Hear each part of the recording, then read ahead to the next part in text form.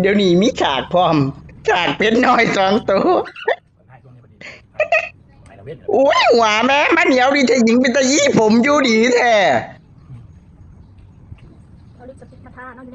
ตัวพี่บ้าเนาะโอ้บอทามอยู่พี่สมยงเตะเสอยู่แซ่บบอกคุณเนื้อปิ้งสมกับตำบักงงน่ะแม่คุณหนูที่หอนที่ห้องเฮ็ดหยังสิโน่เน้อท้อปัดถึงท้อเป็ดงามคู่ใจแม่เป็นตาได้กินไข่แท้เป็นตาได้กินเลียดแปลงดีแท้นั่นเห็นบ่ได้หมู่เล่นก็ได้เว้าคือหมู่เนาะเอาไปละเอาไปหลักจังได๋ล่ะค่ะ50ล่ะค่ะโอ้ยหยุ่มมึงจะเจอมึงจะมึงจะเจอเดี๋ยวสิได้กินต้มสิได้กินไข่บ่เนาะเป็นตาได้กินเลียดแปลงบ่เนาะคดีจังซี่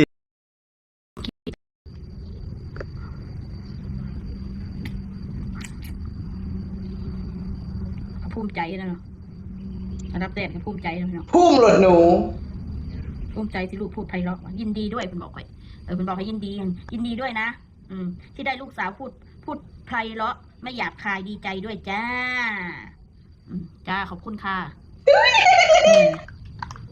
เท่เด้อคนพอเป็นเมียภูมิใจ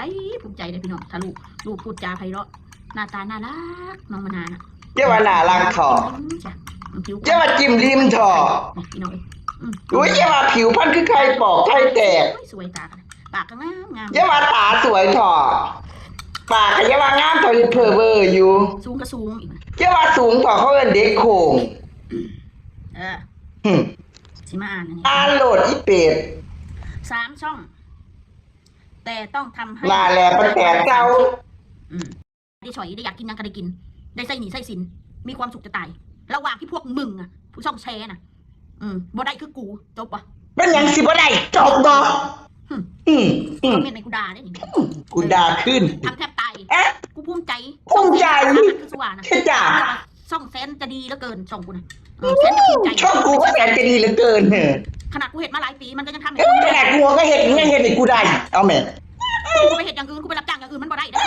โดยตรงกูก็ไม่ต้องดิจักปากเนี่ยกูก็เห็นกูก็ได้แล้วแต่กูเขาจะจ้างในการว่าเป็นงานอันนั้นดิว่าเป็นงานประจำดิงานเดี๋ยวดิเลกดินี่งานเดี๋ยวดิเลกดิมึงถูกมีคนทางหลายคนทางวันมึงไม่ได้เห็นยังเลยบ่บ้ากูช่องกูนี่จ้ามึงมานั่งเบิ่งตั้งเก้าคลิปนี่มึงจ้าถ้าพวกมึงรวยมึงกับกรุณาไปเห็นงานซอยกูไม่ต้องบอกกับหนูไม่ต้องแต่งที่บอกไปไงมึงจะมีเท่าไหร่ถ้ามึงไม่หา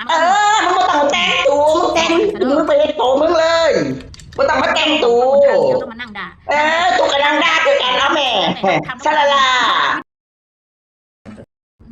อย่าส่งเสียงเงียบไว้มีปากมันกระเบ้าตัวมึงคือว่ามันไม่ได้เป็นไปเบื่อเนี่ยเว้ยลองผัวเมียมันอะไรคุณหนูพี่ไปเปียบมาหน้าหน่อยที่ยุ่งไปอ๋อหาหือเหี่ยวตายแล้วทนายโดนมันถือเท้าพ่อมาหูจะคว่ำแต่ว่าปัดติงโตมือหือเหี่ยวให้แมวแข็งแรงมือเหี่ยวไปหาหมอไปหาหมอเอาไปหาหมอแล้วหมอมารักไปแล้วไปรักษามานายโยนมันไงเข้าใจไหมไม่โดนปากคนอื่นมากิ่วอย่างนั้นมึงมีดักฟังมึงมี